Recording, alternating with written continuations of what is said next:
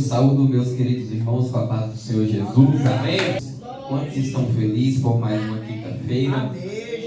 Bastante frio esses dias, né, irmãos? Mas tem sido bênção, graças a Deus. Queridos, hoje nós vamos meditar em Daniel capítulo 11. E nós, como é um texto muito grande e a história é muito ampla acerca do que o anjo fala para Daniel, nós vamos meditar do versículo 1 até o 20. Vamos dividir o capítulo em duas partes. Eu queria muito que fosse logo ele completo, mas se a gente fosse falar dele completo hoje, nós íamos ter que resumir tanto que nós ia dar um pulo, né, muito grande para conseguir falar dele tudo hoje, né? E como nós estamos comprometidos em estudar, né, a palavra, e nós temos meditado em cada versículo, né, para a gente entender o que a palavra de Deus fala, o que aconteceu, a gente vai caminhando devagarinho, e o importante é a gente absorver, amém? E o anjo fala com Daniel hoje, e tem muita história, tá bom? Peço os irmãos que tenham paciência, porque também hoje tem muita história, mas nós seremos breves, por ser só 20 versículos, nós seremos breves. Também não tem necessidade de demorarmos tanto, mas é questão de história hoje. Vamos falar um pouco disso.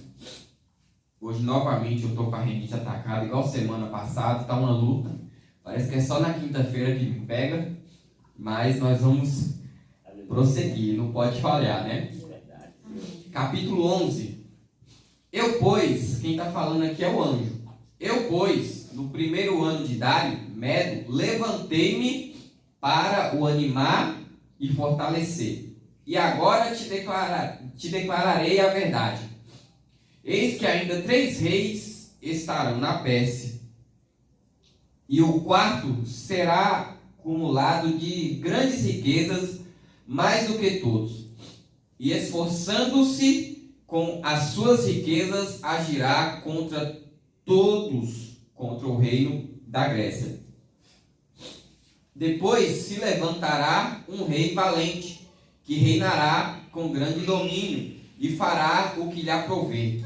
Mas estando ele em pé, o seu reino será quebrado, e será repartido para os 4 ventos do céu, mas não para a sua posterioridade.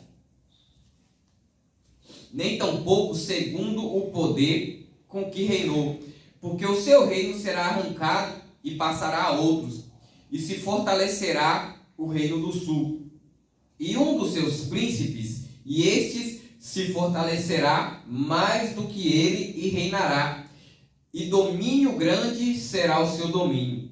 Mas ao cabo de anos, eles se aliarão, e a filha do rei do sul virá ao rei do norte, para fazer um tratado, mas não conservará a força do seu braço, nem ele persistirá, nem o seu braço, porque ela será entregue, e os que a tiverem trazido, e seu pai, e o que o fortalecia naqueles tempos. Mas no renovo das suas raízes, um se levantará em seu lugar, e virá com o exército, e entrará nas fortalezas do rei do norte, e operará contra elas, e prevalecerá.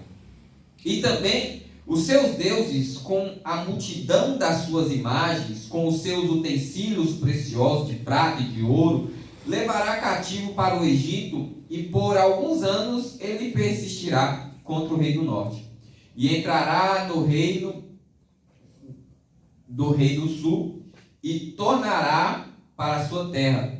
Mas os seus filhos intervirão, e reunirão grande número de exércitos, e um deles virá apressadamente, e inundará, e passará, e voltando, levará a guerra até a sua fortaleza. Então o rei do sul se exasperará, e sairá, e pelejará contra ele, contra o rei do norte, e ele porá em seu campo grande multidão. E a multidão entregue as suas mãos, e aumentando a multidão, seu coração se exaltará, mas ainda que derribará, muitos milhares não prevalecerá, porque o rei do norte tomará e porá ao campo uma multidão maior do que a primeira, e ao cabo que tempos, isto é, de anos, virá à pressa com grande exército e com muita fazenda. E naqueles tempos, muitos se levantarão contra o reino do sul, e seus filhos dos prevaricadores do teu povo se levantarão para confirmar a visão, mas eles cairão. E o rei do norte virá e levantará baluartes e tomará a cidade forte, e os braços do sul não poderão subsistir, nem o seu povo escolhido, pois não haverá força que possa subsistir. O que, pois, há de vir contra ele fará segundo a sua vontade, e ninguém poderá permanecer diante dele. E estará na terra gloriosa, e por sua mão se fará destruição. E porá o seu rosto para vir a força de todo o seu reino, e com ele os retos, e fará o que lhe aprouver, e lhe dará uma filha das mulheres para a corromper, mas ela não subsistirá e nem será para ele. Depois virá o seu rosto para as ilhas e tomará muitas. Mas um príncipe fará cessar o seu opróbrio contra ele, e ainda fará tornar sobre ele o seu opróbrio. Virará então o seu rosto para as fortalezas da sua própria terra, mas tropeçará e cairá, e não será achado. E em seu lugar se levantará quem fará passar um arrecadador pela glória real, mas em poucos dias será quebrantado, e isso sem ira e sem batalha. Amém, irmãos? Amém. Vamos orar, falar com o Senhor. Senhor, meu Deus, fala conosco nessa noite, meu Pai. Deus, eterno Pai, nesse momento, meu Deus, que estamos aqui mais um dia, mais uma vez, Senhor. Meu Pai, para ouvir a Tua palavra, Senhor Jesus, aprender. Louvado seja Deus, que o Senhor venha falar conosco nessa noite, nos ajudar, nos dar graça, meu Deus, mais uma vez no Teu certo. Que o Senhor abra o nosso entendimento, abra o entendimento da igreja, para nós meditarmos, meu Deus, nessa noite na Tua palavra, que é a verdade, e que se cumpriu e tem se cumprido e vai se cumprir. Derrama essa graça sobre nós, em nome de Jesus. Amém. Podeis assentar, louvando ao Senhor com palmas. Aleluia. Você que consegue, exalte ao Senhor. Louvado seja Deus, queridos. Glória a Deus. Semana passada foi a preparação, né? E nós vemos Daniel numa experiência muito forte com o anjo, né? Com o anjo que ele jejuou, ele buscou, né? Resposta da parte do Senhor, estava ali desesperado, preocupado, mas veio um anjo e falou com Daniel acerca do que iria acontecer. E no versículo 1, o texto já começa: eu, pois, quem está falando aqui é o anjo, com Daniel ainda, né? E ele está lembrando Daniel, no primeiro ano de Dário, Medo, levantei-me para o animar e fortalecer. Coisa boa, né? Quando a gente está fraco, a gente está precisando de algo da parte de Deus, e Deus envia o reforço, né? Deus envia o ânimo. E aqui o anjo está lembrando Daniel, no primeiro ano de Dário, o Medo, eu levantei-me para animar e fortalecer.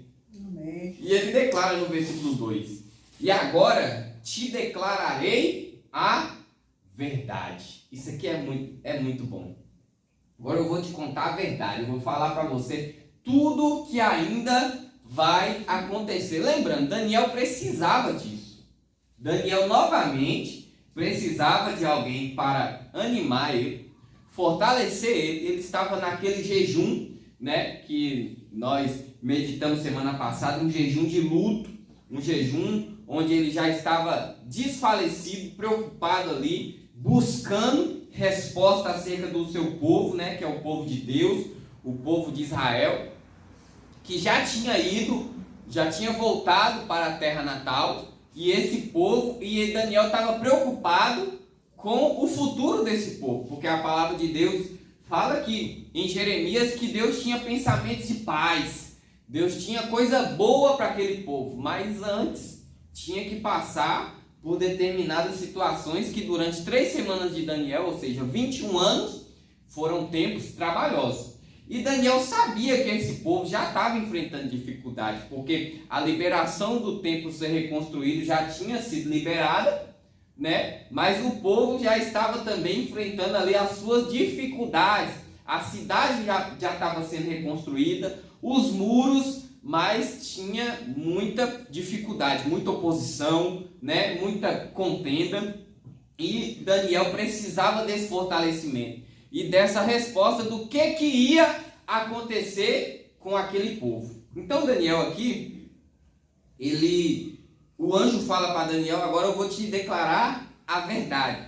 Irmãos, os relatos acerca desse texto são tão detalhados que os críticos da Bíblia, e quando eu digo os críticos, eu falo do povo ímpio, o povo que fala que é mentira. Sabe aquele povo que estuda a Bíblia para falar que é mentira? Tem ateu que faz isso, né? Ele lê a Bíblia para depois falar: isso aqui é mentira, isso aqui não, tá na Bíblia assim. Tem gente que lê a Bíblia com tanta má intenção que eles lêem para procurar erro. Eles lêem para procurar erro, para procurar coisa errada. Tem gente que faz isso. E os críticos da Bíblia falam que não, é impossível esse texto ser antes dos acontecimentos, de tão detalhado que é o que Daniel está falando aqui, que lendo, quando a gente meramente lê, a gente não entende, a gente tem que buscar. Eu estou buscando isso aqui desde 3h30 da tarde, e eu cheguei atrasado, e foi a tarde toda, porque de fato é um pouco difícil, um pouco complicado, e eu queria ainda passar o capítulo 11 completo, mas deu 7 horas da noite e eu ainda estava no versículo 20.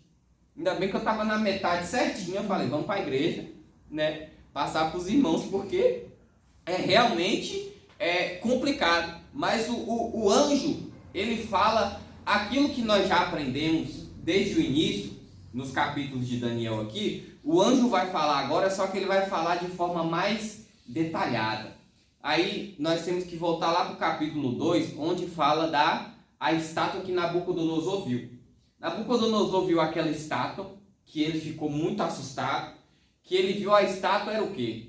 Cabeça de ouro, né? Cabeça de ouro, que era ele mesmo, o próprio Nabucodonosor, peitoral e braço de prata, que fala dos medo-persas. Tronco de bronze, que fala da Grécia, né? E do joelho para baixo, ferro com madeira, que está falando de Roma.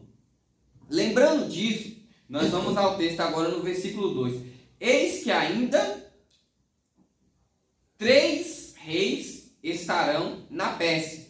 Lembrando, Daniel está preocupado. 3 reis ainda estarão na Pérsia. E o 4º será cumulado de grande riqueza, mais do que todos. E, esforçando-se com as suas riquezas, agitará todos contra o reino da Grécia. Ou seja, o anjo agora está falando de coisa mais detalhada.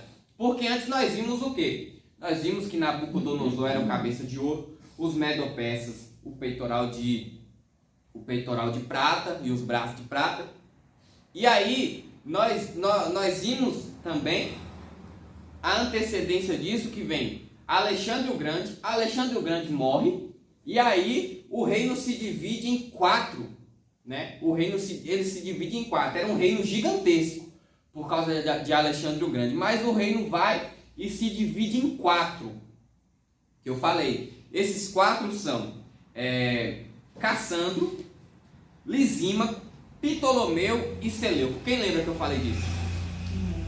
Então, quando esse reino se divide em 4, a história ainda é ampla. Só que hoje o anjo ele está dando detalhes acerca desses 4 reinos. E não dos 4, ele afunila a história para 2 desses reinos, que é o reino do sul e o reino do norte. E aí nós vamos ver hoje uma briga intensa entre o reino do sul e o reino do norte. Olha a história, que era tão ampla, que era uma coisa tão ampla, e agora ele vai tomando forma e tomando detalhe e ficando cada vez menor para chegar em um único objetivo que nós vamos chegar lá na frente. Amém? Tá dando para entender? Amém. Então, ainda resta 3 reis. 3 reis estarão ainda na Pérsia. Quem são esses 3 reis? Um é Cambize II, Galmata e Dário I. Aí ele fala agora do quarto. O quarto será cumulado de grandes riquezas mais do que todos. Ou seja, esse rei, o quarto rei da Pérsia, que é o último, ele vai ser mais rico do que todos os que já passou. Quem é esse quarto rei? Esse quarto rei é o Artaxerxes, que é o rei Assuero, aquele com o qual Esté casou com ele. Ele é o rei da Pérsia, o quarto rei, e ele é um rei muito rico. De tão rico, ele é tão rico, que ele falou assim: eu vou arrumar agora briga com a Grécia. E aí que ele cai. Um rei tão rico, né, casado com a rainha Esté, ele é tão rico que ele vai para onde? Arrumar guerra com a Grécia. E o texto fala isso. Será acumulado de grandes riquezas mais do que todos, e esforçando-se com as suas riquezas, agitará todos contra o reino da Grécia. Então, com quem que ele vai mexer agora? Com Alexandre o Grande, que era o rei da Grécia. Alexandre o Grande. Alexandre o Grande, eu já falei para vocês, ele é aquele rei prodígio, entrou para reinar com 12 anos. 12 anos. Discípulo do filósofo lá, que eu esqueci o nome, Aristóteles, eu acho, se eu não me engano, acho que era Aristóteles. Ele nunca perdeu nenhuma batalha. Um prodígio assim de guerra, de tudo que fazia ia bem. Inclusive eu estava conversando com o tio João hoje e ele estava falando da história do rei Alexandre o Grande. Uma vez o rei Alexandre o Grande, ele teve lá na terra do povo de Deus, e aí os judeus olharam para ele e falaram: nós sonhamos com você. Nós sonhamos que você vai ser um rei muito grande. Ou seja, Deus já tinha mostrado até para o povo dele e o que iria acontecer com Alexandre o Grande. Um menino no reino, e para todo lado que ele ia batalhar, ele vencia. Tudo que ele pegava para fazer era grandioso. Um adolescente que foi crescendo, foi ganhando, e a Grécia virou algo surreal de gigante. Um império gigantesco, muito falado até nos dias de hoje, nos filmes, no cinema, tem muita coisa com relação à Grécia por causa de Alexandre o Grande. Ele criou a segunda maior biblioteca no mundo na época dele. A segunda maior biblioteca do mundo, que inclusive o rei Alexandre o Grande foi um dos quais ele mandou trazer os escribas. Ele mandou trazer os escribas para que nessa biblioteca fosse escrita a palavra de Deus diretamente dos escribas, e os escribas escreveram perfeitamente a palavra de Deus e deixou a palavra de Deus lá dentro da biblioteca. Forte isso, né? Então, Alexandre o Grande, ele morre, uns falam que com 32, outros falam que com 36, varia um pouco, né, desses 4 anos aí, e ele morre provavelmente de doença. No versículo 3 fala, né, dele: depois se levantará um rei valente. Quem é esse rei valente? Alexandre o Grande, que reinará com grande domínio e fará o que lhe aprouver. Então ele era alguém assim: eu quero fazer isso. Ele fazia de forma espetacular. Era um rei assim. Tudo que ele queria fazer, ele sabia fazer, colocava gente para fazer e dava certo. Ele era um rei desse. Era crente? Não, mas ele fazia, né? Era alguém que de fato tinha tudo dando certo. Mas, olha o que acontece no versículo 4. Mas, estando ele em pé, ou seja, reinando, o seu reino será quebrado e será partido para os 4 ventos do céu, mas não para a sua posterioridade, nem tampouco segundo o poder com que reinou, porque o seu reino será arrancado e passará a outros. Então o reino dele será quebrado. Quebrado como? Ele morreu. Alexandre o Grande morreu e a Grécia caiu. A Grécia cai. Porque agora os generais de Alexandre o Grande, os 4 generais, tomam o poder cada um de uma região. Um vai para um lado, outro para o outro, outro para o outro. Por isso que aqui está escrito os 4 ventos. E aí tem o rei do sul, o rei do norte, o rei do oeste e outro rei do oeste. Por quê? Porque no mapa não tem leste, só tem norte, sul e oeste. Porque fica coladinho assim as outras 2 províncias e o resto é água. Então esses 4 reis, esses 4 coronéis, generais, eles passam a reinar. É um reino dividido. E o que a Bíblia fala é de fato o que acontece, como sempre. Esses 4 reinos não chegam nem perto do poder de quando era um só, que era Alexandre o Grande. Inclusive vai entrar numa disputa agora.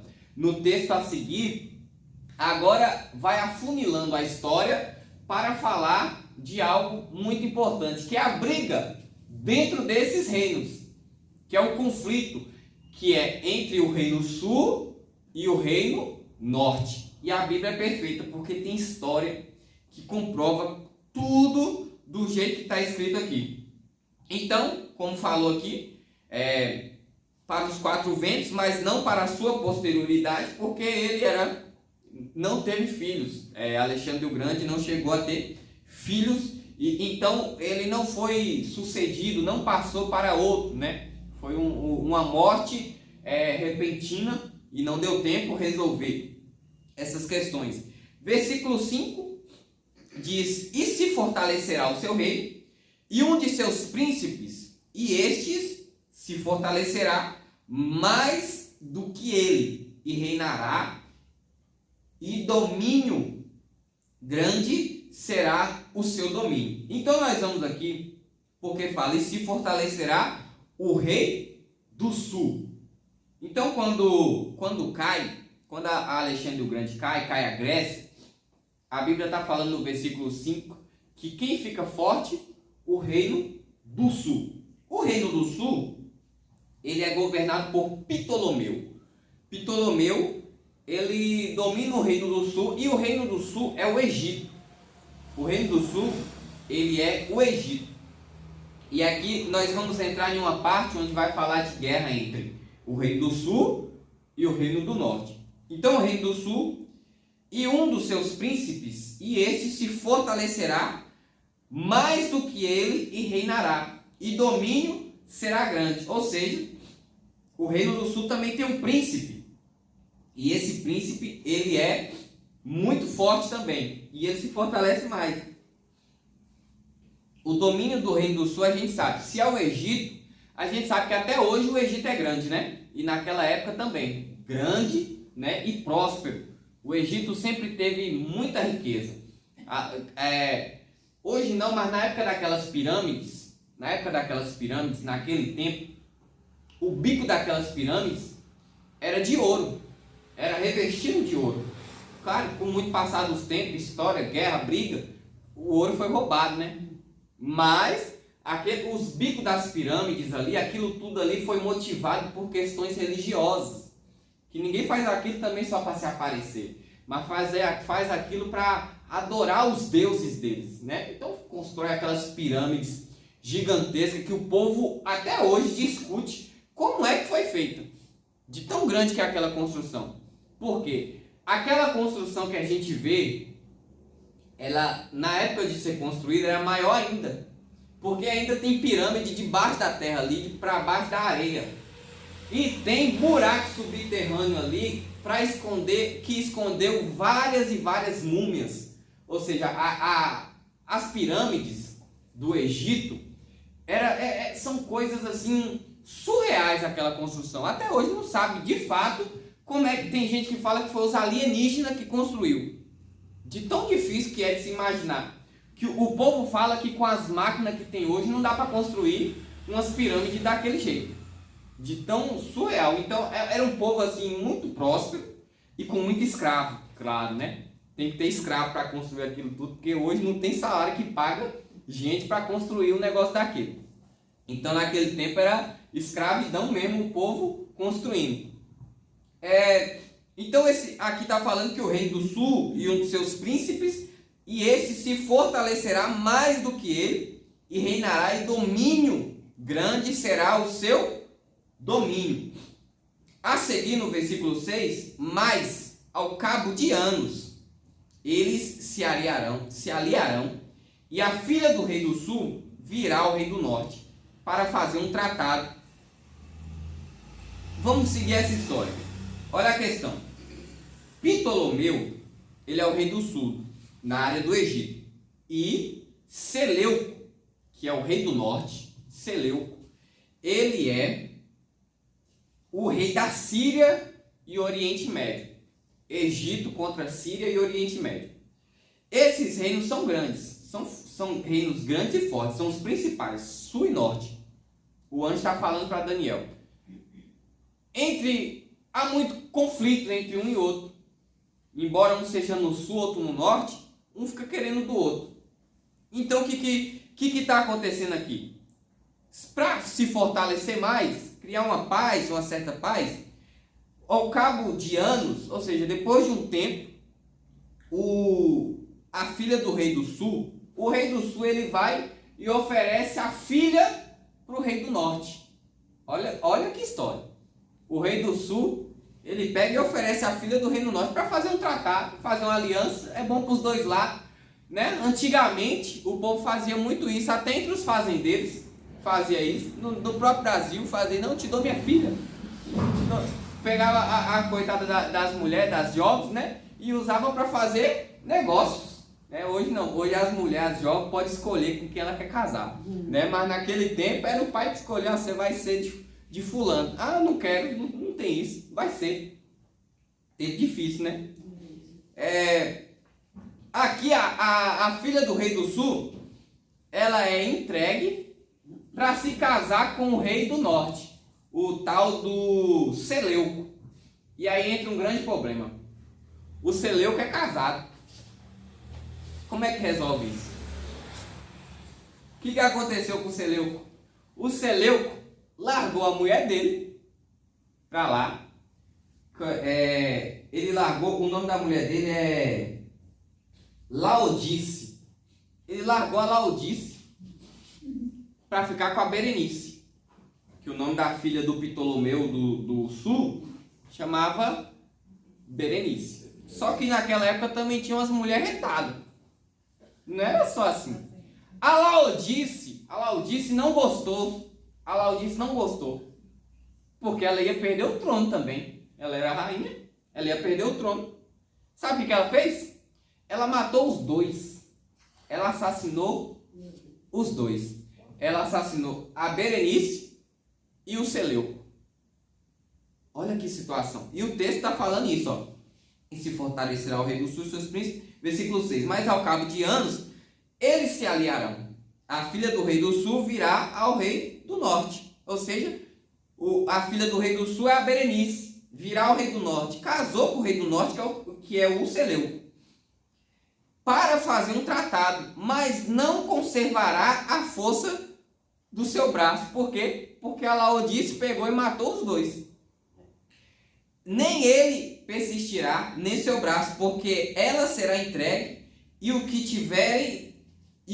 que tiverem trazido, e seu pai, e o que a fortalecia naqueles tempos. Ela conseguiu, através de outras forças, assassinar os dois. Mas olha o versículo 7. Mas do renovo das suas raízes, um se levantará em seu lugar e virá com um exército, e entrará nas fortalezas do rei do norte, e operará contra elas, e prevalecerá.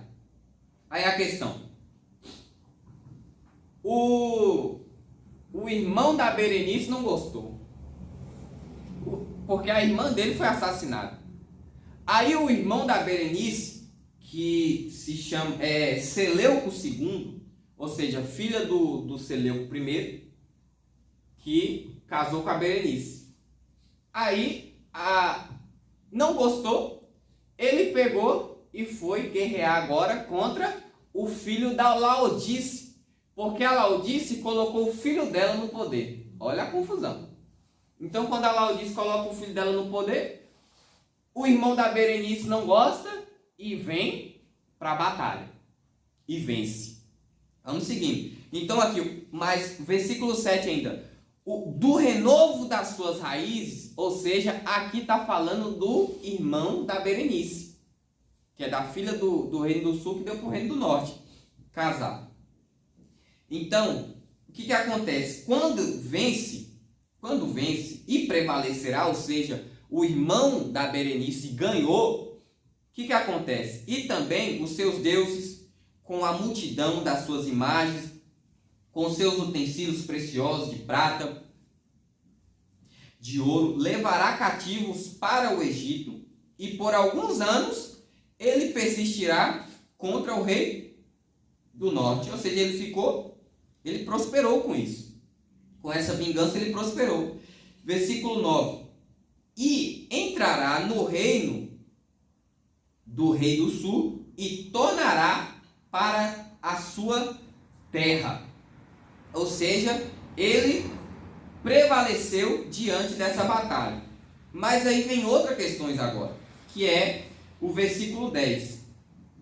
O versículo 10, ele toma um outro rumo, porque vai falar dos filhos, os filhos de Seleuco, segundo rei do norte, né?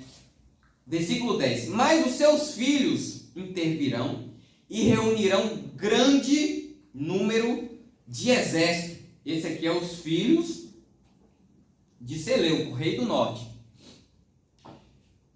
Eles tentarão retomar todo o território do rei do sul. E reunirão grande número de exército, e um deles virá apressadamente, inundará e passará, e voltando, levará a guerra até a sua fortaleza. Um deles pega e vai para a guerra, vai para a batalha. Quando ele se alia com outro e vai para a batalha. Quando ele vai para a batalha, ele tem que voltar, porque lá na terra dele está tendo um grande problema. E ele tem que voltar da batalha, ele tem que voltar apressadamente, porque está tendo um conflito interno dentro do reino dele. Aí a Bíblia está falando: mas seus filhos intervirão, reunirão grande multidão, grande número de exércitos, e um deles virá apressadamente, inundará e passará, e voltando, levará a guerra até onde? Até a sua fortaleza. Ele correu para a guerra, para fazer a guerra, mas teve que voltar de novo por causa de um problema na sua própria fortaleza. Ele trouxe a guerra para dentro de casa. No versículo 11. Então o rei do sul se exasperará e sairá e pelejará contra ele, contra o rei do norte, e porá um campo grande multidão, e a multidão será entregue nas suas mãos. Esse rei, né? Agora nós estamos falando do rei do sul. O rei do sul, que é o Ptolomeu IV, ele se enfureceu com isso. Enfureceu e enfrentou o Antíoco numa grande batalha de Ráfia. Essa batalha ela é muito descrita até nos dias de hoje, até em filmes, que o anjo está falando aqui de algo que vai acontecer, né? E aqui é algo que já aconteceu, já está escrito na história. E essa batalha aqui, ela é a batalha de Ráfia. Ela aconteceu em 217 a.C. Contra todas as expectativas, o Egito saiu vitorioso e derrotou o poderoso exército do norte. Ou seja, desde o início nós estamos vendo aqui tentativa de uma aliança, não deu certo. Aí depois aí vem morte de rei, aí depois vem vingança, depois vem a vingança da vingança, vem briga do outro lado e vem batalha do outro. Tá vendo a confusão? E o anjo está descrevendo isso detalhadamente para Daniel, do que vai acontecer nos reinos. Do que vai acontecer nos reinos. E o impressionante é que isso aqui na época era somente uma profecia. Não tinha acontecido ainda. Então esse Ptolomeu, ele enfrentou o Antíoco numa grande batalha de Rafah, e contra todas as expectativas ele consegue vencer. Isso no versículo 11. Porém, no versículo 12, né, essa vitória encheu o Ptolomeu IV de orgulho. Olha só o que acontece. E aumentando a multidão, ou seja, aumentando a multidão, o seu coração ele se exaltará. Olha a profecia. O coração do Ptolomeu se exaltará. Ptolomeu, que ele é o rei do sul. Por ele ter vencido contra todas as expectativas e a multidão dele aumentou, ele se exaltou agora. E aí começa a ter problema quando se exalta, né? Mas ainda que derribará muitos milhares, não prevalecerá. Ou seja, por isso ele se exaltou, a soberba começou a tomar conta, né? E Ptolomeu IV, cheio de orgulho, ele não usou a vitória para fortalecer o reino. Ele entregou-se aos prazeres, né? Agora ele se achando o cara mais forte da época, né? Os prazeres que ele se entregou foi prazeres, excessos de prazeres.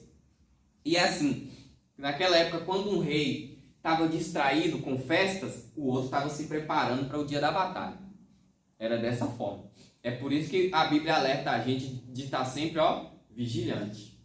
Porque enquanto a gente está curtindo a vida, enquanto a gente está entregue aos prazeres da vida, o inimigo está só calculando como é que ele vai atacar. Eu estava vendo, na Bíblia, o nosso inimigo, que é Satanás, ele é descrito também como um leão, né? Rugindo como um leão. Quando você olha aqueles vídeos do safari, né? Que o povo vai para a África ver os leões, aí tem vários vídeos que a pessoa está assim em cima do carro, né? Tirando foto, sentada ali em cima do carro. Pensa que não, a pessoa olha para o lado, tem um leão que ela nem viu chegando. Ela tá tão distraída aqui, tirando fotos, que ela não viu o leão chegar. E o leão para e olha para ela. Só que aquele leão não ataca, né? Tô falando do leão de verdade. Ele não ataca porque ele não vê como se fosse a pessoa. Ele vê o carro como se fosse uma coisa só. A pessoa e o carro para ele é uma coisa só. Ele não ataca. Mas na nossa vida, se a gente se deixar levar pelos prazeres, se deixar de vigiar, o leão, que é o nosso inimigo, ele encosta que a gente nem vê. E ele vem para roubar, matar e destruir. Esse rei, o Ptolomeu IV, ele se enche de orgulho por ter vencido essa guerra. Ele é o rei do sul.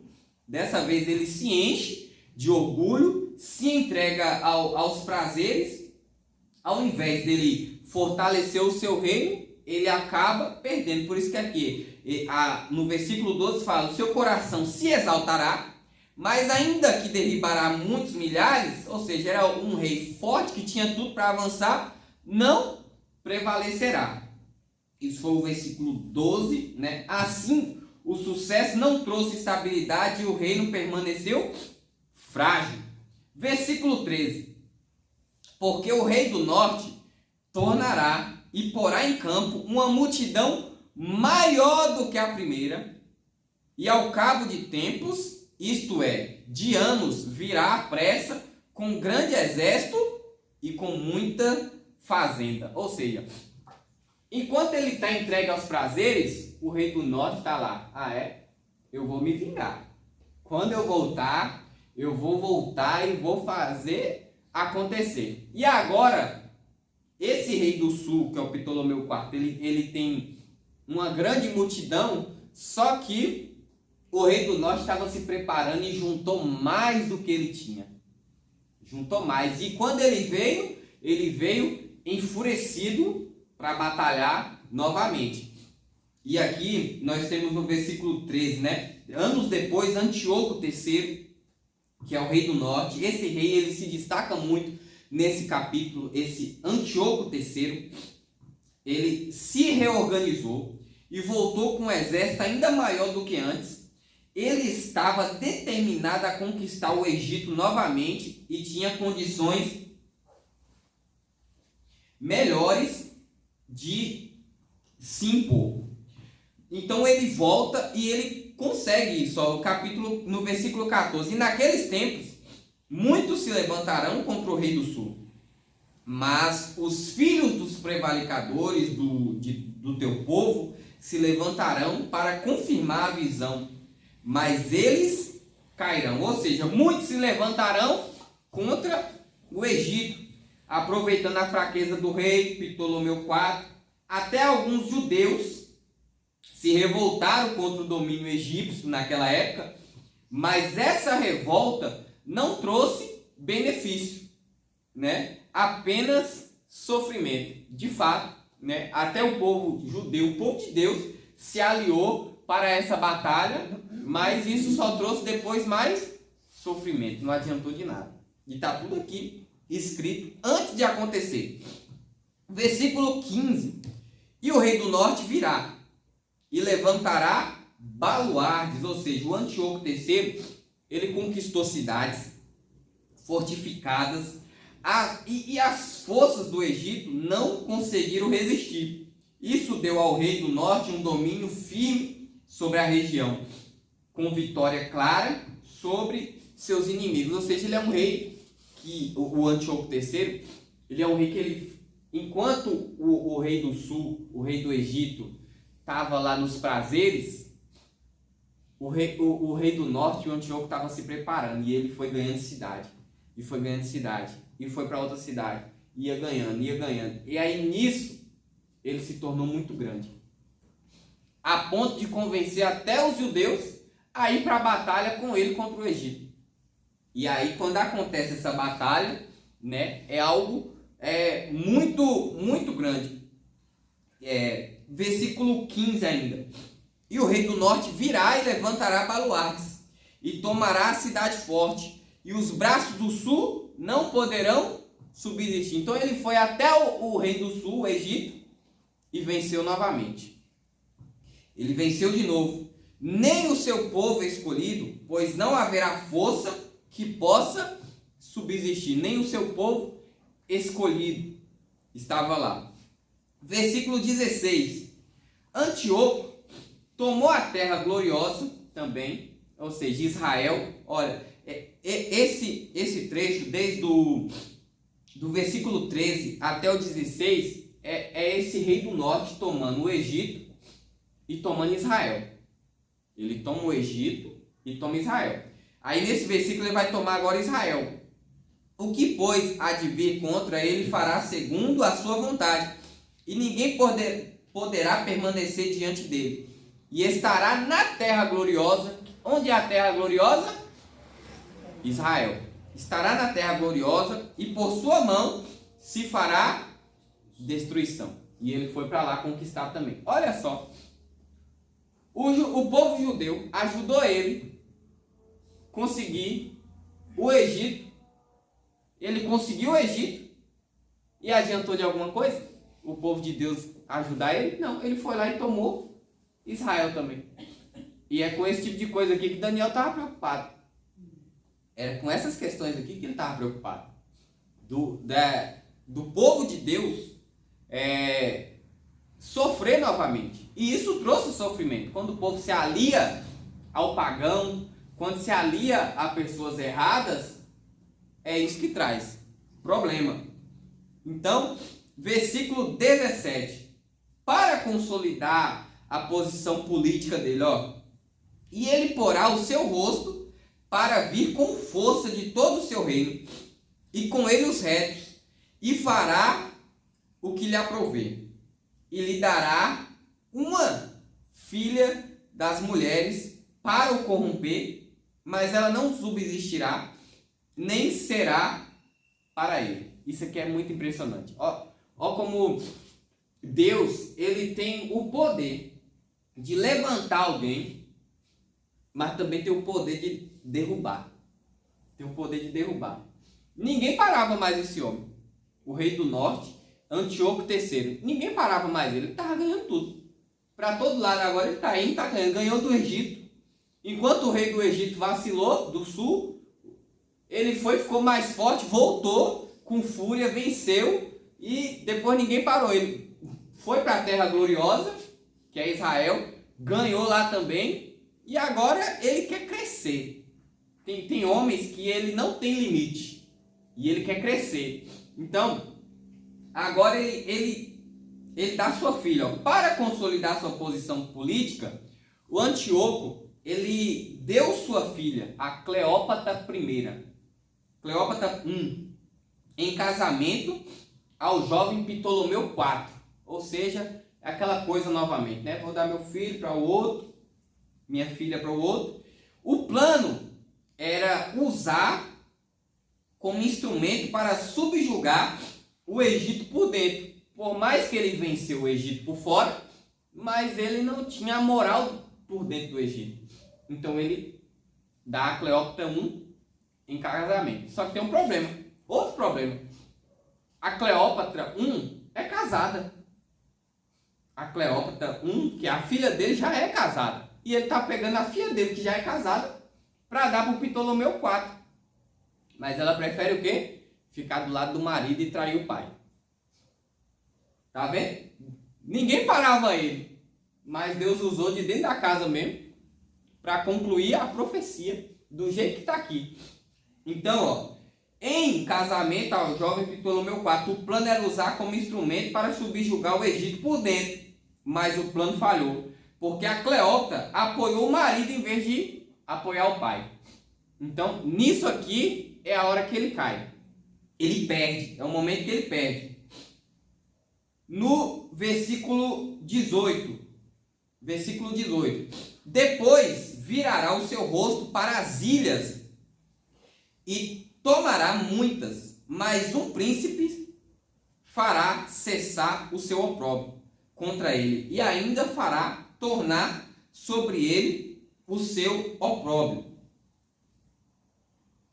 Antíoco voltou-se então para o ocidente, tentando conquistar a Ásia Menor e até mesmo a Grécia, que embora já tinha caído, ou seja, ela caiu no sentido de não era mais aquela grande coisa, mas ainda havia a Grécia. Mas quando ele volta para conquistar, ele se depara com outro tipo de inimigo, que agora é Roma.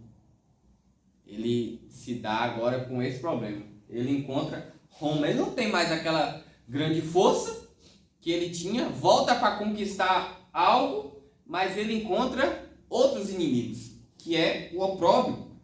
Então, nisso ele foi derrotado, né? Ele voltou, encontrou a oposição de Roma, que se levantava como poder mundial, e foi derrotado. Nessa época, quando Alexandre o Grande cai, entra Roma. Roma é o quê? Roma é justamente esses 4 reinos aqui. Roma é esses 4 reinos. Caiu a Grécia, aquele grande poder da Grécia, então começa a se formar Roma, e Roma começa agora a ter um poder quase que mundial, se espalhando para todo lado. Então ele, quando já está enfraquecido, ele quer conquistar outra coisa, ele encontra uma oposição muito grande. E Roma não deixa, e aí nisso ele foi derrotado. O rei do norte, que é o Antíoco III. E no versículo 20, no versículo 19 ainda, derrotado, né? Ele voltou para a sua terra. 19. Virará então seu rosto para as suas fortalezas, a própria terra, mas tropeçará e cairá e não será achado. Derrotado, ele volta para a sua terra, humilhado e sem força, porque ele já tinha sido traído pela própria filha, tinha ido ir para outro lugar, foi derrotado, ele volta para a terra dele sem força, humilhado. Quando ele volta, sem realizar seus grandes planos, grandiosos de conquistar o mundo, aí acontece no versículo 20 o quê?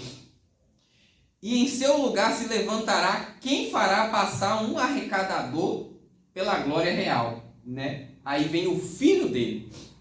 Inclusive, esse Antíoco III aqui, ele foi envenenado. Ele morreu envenenado. Agora, olha o filho dele. Versículo 20. E em seu lugar se levantará quem fará passar um arrecadador pela glória real. O que é isso?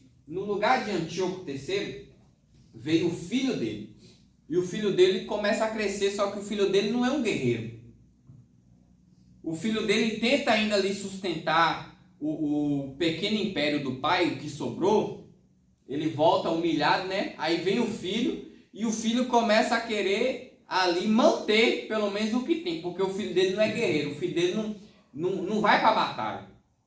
E o que o filho dele começou a fazer? Algo muito semelhante que os governos fazem. Começou a cobrar imposto do povo. Imposto pesado. Imposto pesado. Pesado quanto? Quando se fala de imposto pesado, para aquela época era como se cobrasse uns 20%. Hoje a gente paga 40% e nem reclama tanto. Mas naquele tempo o povo, quando pagava 20%, já ficava revoltado.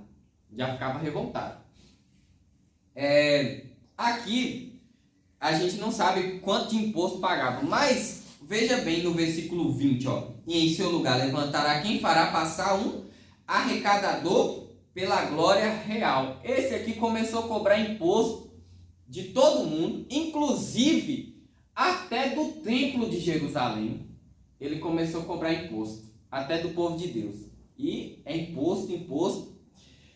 Mas em poucos dias será quebrantado, e isso sem ira e sem batalha. Porque ele foi envenenado. O filho do Antíoco, esse aqui é o Seleuco IV. Olha que interessante. Lá no início a gente viu que o que casou com a Berenice chamava Seleuco. Deixa eu ver se é isso mesmo.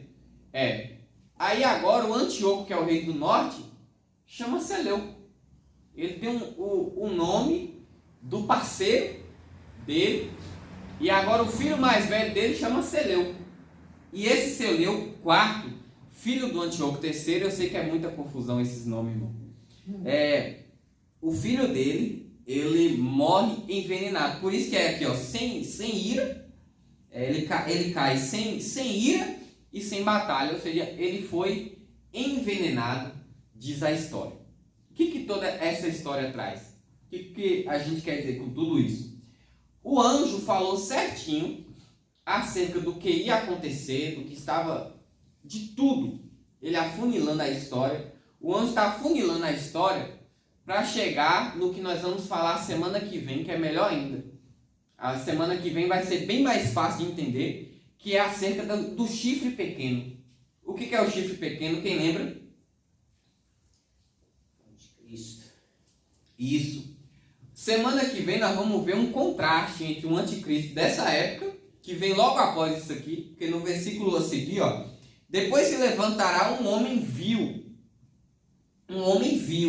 a qual não tinha dado a dignidade real, mas ele virá caladamente e tomará o reino com engano. Esse homem vil aqui é aquele Epifânio, que é o anticristo daquela época. Aí as coisas começam a apertar, e essa parte aqui que é preocupante, que Daniel fica angustiado, que Daniel está preocupado, porque aqui é o anticristo daquela época. E o anticristo daquela época, ele vai ter uma similaridade praticamente perfeita com o que há de vir. Então naquela época teve o anticristo, e é um homem igualzinho àquele que há de vir. Lembrando, essa época aqui já era Roma. Aqui nós estamos falando de Roma. E lá em Apocalipse, quando nós estudamos, fala de um que ressurgirá, que ressuscitará. Mas ressuscitará não é o mesmo, mas é um igual, para fazer a mesma coisa que esse daqui fez. Então até aqui, a história, ela se concluiu perfeitamente. A história conta de forma perfeita o que o anjo estava falando para Daniel. Daniel buscou 21 dias em jejum, né? Uma resposta da parte de Deus, porque ele estava angustiado, ele estava preocupado, e ele busca essa resposta, e ele tem essa resposta agora aqui em suas mãos de forma detalhada. Quando eu medito nisso, eu estava meditando nisso em casa, e eu estava vendo, conforme o anjo falou para Daniel das 70 semanas, as 7 primeiras semanas, 49 anos, cumpriu direitinho do jeito que o anjo falou. As outras 62 semanas, 434 anos, cumpriu direitinho do jeito que o anjo falou para Daniel. E aí falou que faltava uma semana ainda, porque a soma dá 69. Vocês acham que de 69 semanas que cumpriu perfeitamente, a última vai falhar? De forma alguma. Isso reforça a minha fé, de que Jesus está voltando e que essa palavra aqui vai se cumprir. Porque do jeitinho, você pode pesquisar o que aconteceu nos livros. Hoje tem o inteligência artificial para procurar, se quiser, né? Tem o Google para procurar. Você pode procurar a história do que aconteceu, que o anjo falou para Daniel, que está lá na história do jeitinho que foi dito. Então, de fato, a última semana, os últimos 7 anos, vai se cumprir. E Deus falou, Deus deixou tudo isso em Apocalipse. O Senhor deixou tudo isso para João falar. Porque o tempo entre a penúltima semana e a última é um espaço de tempo em que até as almas daqueles que foram perseguidos estão falando: Senhor, até quando nós vamos esperar? E o Senhor fala lá: espera mais um pouquinho de tempo até que conclua o número de mortos por amor a Cristo. E de fato, nós estamos nesse período até concluir, para chegarmos, ou nós sermos arrebatados, ou passar por esse evento, quem sabe é Deus, acerca dos acontecimentos futuros. Isso ele não deixou de forma clara, mas nós temos a certeza de que vai chegar lá, que esse dia vai chegar, e que essas coisas vão acontecer. E de fato, Daniel, ele é o profeta que se preocupa com esses acontecimentos. Ele quer saber, ele tem interesse pela situação do povo dele, ele tem interesse, e nós temos que ter interesse. Nós estamos aqui porque nós estamos também interessados nisso. Nós estamos interessados, e quanto mais a gente absorve essa palavra, mais nós temos a certeza. A segunda coisa que nós tiramos com toda essa história: Deus está no comando de tudo, todas as nações, todas as cidades. Deus está comandando tudo. Não se engane, irmãos. Cada eleição, cada escola que abre em um lugar, tudo é permissão de Deus, é Deus que vai fazendo. Os homens pensam que eles estão no poder. Hoje, em vários lugares, tem homens vil, como esse aqui do versículo 21, homens ruins, homens terríveis, homens que só olham para si, não tá nem aí para o povo. Isso está por todo lado. E não pense que eles são assim só por causa deles. Tem questões que é o próprio Deus que permite e que levanta para fazer conforme a vontade dele. Porque tudo isso aqui está aprontando para uma única pessoa. Quem é? Tudo isso para uma única pessoa, Jesus. Vai tudo acontecendo para se concretizar a palavra de Deus, que é Jesus. É tudo para ele e por ele. Não tem nada a ver com exaltação de homem ou humilhação, não. É tudo para Jesus, é tudo para o reino de Deus. Então, quanto mais a gente leva o nosso coração para o reino de Deus, a gente vai ganhando. Quando a gente vai tirando as coisas do mundo, olha só a diferença. Quem é do reino de Deus é filho. Mas quem é do mundo é só um instrumento. Instrumento de quê? Vai servir como palha que vai ser queimado para clarear uma única coisa. Sabe quando aquele povo do campo junta toda aquela palha que não serve para nada, mas faz um fogão grande, não faz? Faz um fogão enorme ali, fica todo mundo olhando. O ímpio vai ser usado como isso. Uma grande palha que só vai revelar o poder de Deus.